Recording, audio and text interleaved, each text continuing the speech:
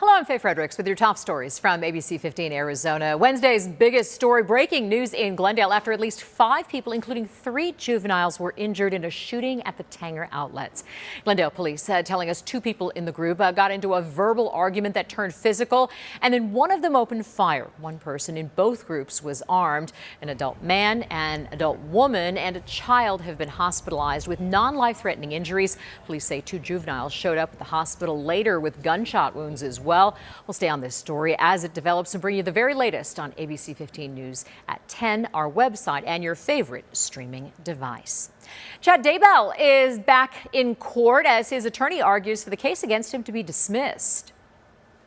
At least from my perspective, this was not an impartial presentation before this grand jury. A grand jury indicted Dabal and his wife Lori Vallow on murder charges for the death of Vallow's children in Idaho. The East Idaho News are reporting Dabal's attorneys argue media coverage has created a public bias impacting the grand jury's ability to be impartial and unbiased. The judge is expected to make a decision next month. New Wednesday, the Phoenix City Council unanimously approving spending $9 million in federal funds to help some of our most vulnerable population.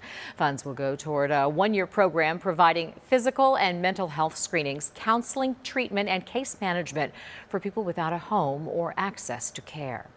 A new initiative is launching to help improve the health and well-being of residents in South Phoenix, which, according to a recent study, has some of the lowest life expectancy in the valley. The Blue Zones initiative aims to make it easier for residents to make healthy choices. It's a team-up between various health care and community outreach groups. First phase is all about hearing from the community, with meetings coming up at a later date.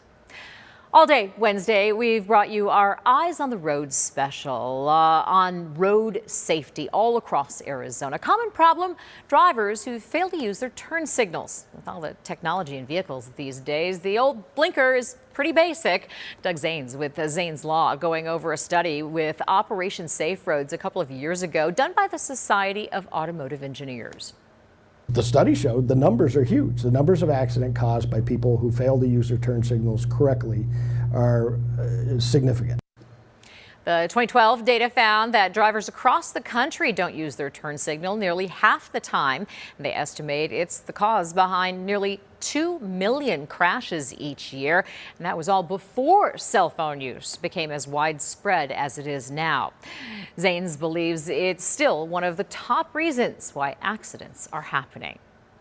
Show your ID on your phone, just like you scan your boarding pass. ADOT is making it so you can scan your driver's license at the TSA checkpoint. The new technology just launched today, with Arizona being the first to roll it out. You should still carry a physical copy, though, when you're traveling, since not all airports have the technology to scan IDs just yet.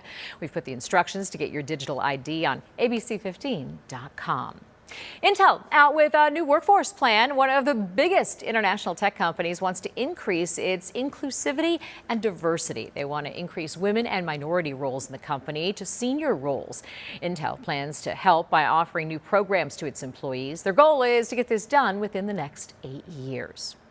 This National Puppy Day, we want to introduce you to Gilbert Fire Rescue's newest team member. This is Quinn, an 8-month-old English Springer Spaniel. She's a therapy dog in training and will be the first therapy dog of the department.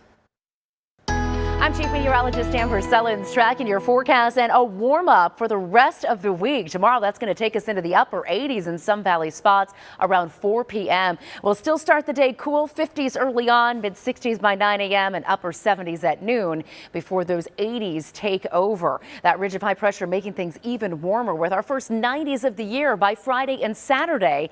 And then it starts to move out. Low pressure approaches from the west, and this brings us not only some cooler air, but more wind and a chance for spotty showers Monday and Tuesday as this rolls through. We may even see some snow up along the rim with this one as temperatures drop. So here's what it looks like in your 7-day forecast. 94 on Friday, which could set a new record for us. Saturday, we go up to 96, but the record is 100, so that one is safe. Still in the 90s Sunday, but then temperatures drop down to 85 Monday, upper 70s Tuesday, and you'll see those breezes and chances for showers early next week.